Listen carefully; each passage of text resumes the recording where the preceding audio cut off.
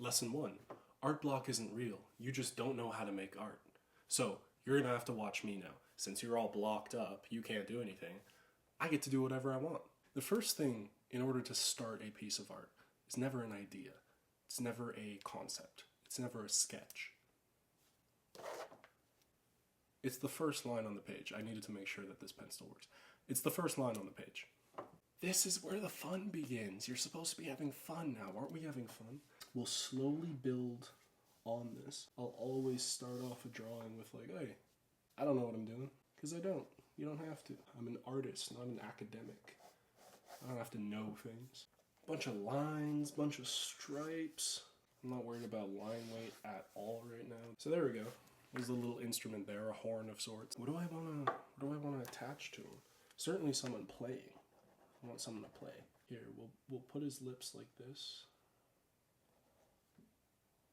Oh, I gotta draw a face quick. See, look, he's just sticking his lips out very far. Oh my god. I'm sorry. Okay, hold up. No, we're gonna make this better. We give him a hat. Oh, this is bad. This is very bad. No, it's okay. Don't worry about it. Okay, so we have our guy here. He's up on a platform, and he should be, like, playing for an audience or something. He's a little strange to be making art by himself alone, so we need to give him an audience. I do want him to have some nice black pants. And, like I said, Dr. Susie, so we need stripes for him. So here we are. I could stop the video now. This is art. I'm not here to tell you how to make it good. I'm just here to make you, make me, make it. We're making it. This is us. We're doing this together. You know what I want to draw? A disapproving grandmother. She's going to be way up in the clouds. She can't stand all this racket. So now that we have something on the page finally, this is where we start making decisions. This is where we actually become artists. This isn't me, okay? This is what I had to create in order to be the artist. You gotta make something bad.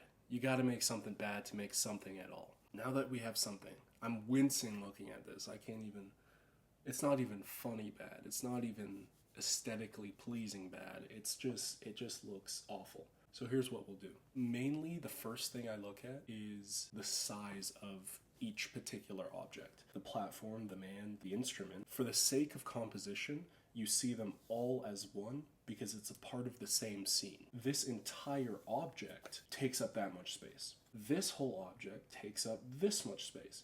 So they're looking pretty equal right now. What I aim to do, what I should be looking for, is a way to extend or shorten one of them so that they don't take up equal space and equal attention for the viewer. I want this to be the focal point more than I want the grandma to be. Normally I could just paint over that, but today, since we're working with marker and black and paper and no ideas, we're gonna have to cut down. So I'm gonna cut out basically her whole jaw. That looks a little better even. So we're gonna cut this whole part out by just turning it black. Doesn't matter, we'll figure out what to do with it later. Once it's all covered in black, if I were to cover these two clouds, it shrinks down the entire object to just her face, and that's more similar to what I wanted. There's a guy. There's a guy. There's a guy. People come far and wide to see this man play. He's a pretty big deal. We need some sort of message. I like putting words in my work. It's just kind of cool. Okay, I have an idea. I want him to express his love and appreciation that he has for his craft despite his disapproving mother or grandmother. I forget the lore. And a little speech bubble. Look at that. Look at that. I love the tube, mother. I love the tube, mother. Let's finish it. All right, pro tip.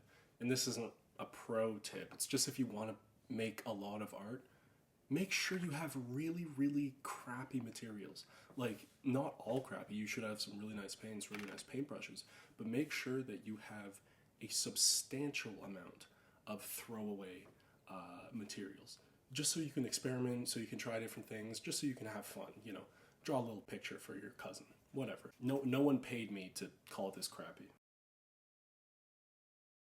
Now, this is obviously one of the worst things I've ever made, but that's not the point. The point isn't to make good art. The point is to just go through the process, right?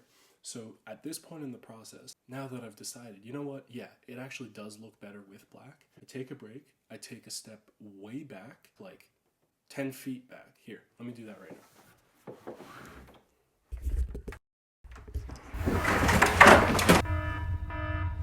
I'm noticing that a lot of the shapes are very similar. The clouds are very similar to Granny's hair. The speech bubble is very similar. So I'm looking at all of this from far away as I'm squinting. And there's not a lot of sharp lines. I need more rectangles. I want more squares. Or just straight lines in general. So I have an oil pastel here, and we're gonna fix that. I'm thinking like jail bars, maybe? I'm gonna take out these clouds, but I'm gonna draw over top of them first. I guess his grandmother disapproves because it's illegal. It's illegal to play the tube, but he loves it. That ties in nicely with the stripes here too. You know, they complement each other by going different directions and having different levels of straightness. We're allies here. And I'm gonna stretch this one out across the entire composition. That kind of isolates this character, and that's kind of what I want. And now I go back, I take a step back, and I look again. Hopefully this doesn't get destroyed as I do that. Okay, this is the final step. I looked at everything here. I like the straight lines. Honestly, I wish they were a little bit closer, and I can't really change that now. I would, of course, if it was like a huge painting like this one. So anyway, we're gonna take out the clouds, because like I said, these three shapes are a little bit too similar. And although, you know, that could be a cool effect, like having hair turn into clouds in an area or environment in the sky, that'd be really interesting. But for this particular piece, it doesn't work. So I'm going to take another step back and just see where we're at. The whole point is that you're having a conversation with the piece itself. And it's not just, you know, you forcing a piece to happen. The piece is making itself as much as you're making it. And this is me talking to just artists my age or at my skill level. We aren't at the expertise level to understand what makes a good piece right away. Like in terms of composition, we're going to have to do a lot of experimentation before we get to the point where we can just pump out banger after banger. So doing these small exercises really helps just for understanding where and why you paint or draw the subject matter that you do. He got himself and his whole audience incarcerated. Terrible guy, but it's the love of the tube, man. What are you gonna do? My idea was like putting barbed wire, maybe. I don't know what that has to do with anything. I guess, you know, it's just very illegal to play the tube. If I do that, ooh, that's cool. This isn't for anybody but you watching, okay? No one else is gonna see this but you. So let's keep it that way, okay? Let's not make this who I am. Anyway, last little bit. I think that looks good. And there we have it. Obviously, the point of this video is not to make good art. The point is just to go through the process of making it and have that conversation. Remember that when you're making art, it is always a collaborative experience. When you take that step back, what you're really doing is asking the piece, what do you need? Not trying to force what you want onto it. You're looking at it for what it is, what it has, what it's missing, and then that's what you give it. It's never about forcing your own ideas through a pipeline in order to get it on the page. You are actually taking from an infinite ocean of ideas. You don't actually have to force it into one particular thing. Of course you're going to have art block if you're trying to be a plumber.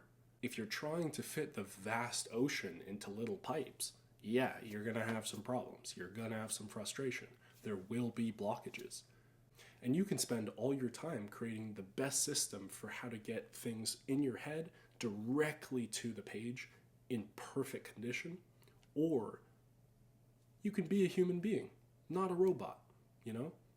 Not someone who sits down at a studio for 18 hours a day being underpaid. making some of the greatest shows of all time and you can't even see your family, let alone provide for them. I digress.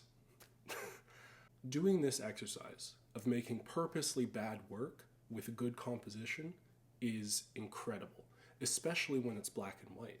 Then you can focus on contrast, form, line, instead of the whole confusion of what color is. You cannot make something like this without doing a lot of this. And I don't mean just practice. I don't mean eventually you'll get better. I mean actually making bad art on purpose is 1,000 times better than not making anything at all. How about the next time you have art block and you want to draw something, you have a very particular idea for how to do it. Draw the opposite. Draw everything you don't like about that idea. Draw everything you hate about that idea. Then you have a little bit more to work off of in order to build that thing that you like. Become familiar with the unknown so that what you know can have a lot more substance. I'm just happy to never have to look at this again. Be the greatest.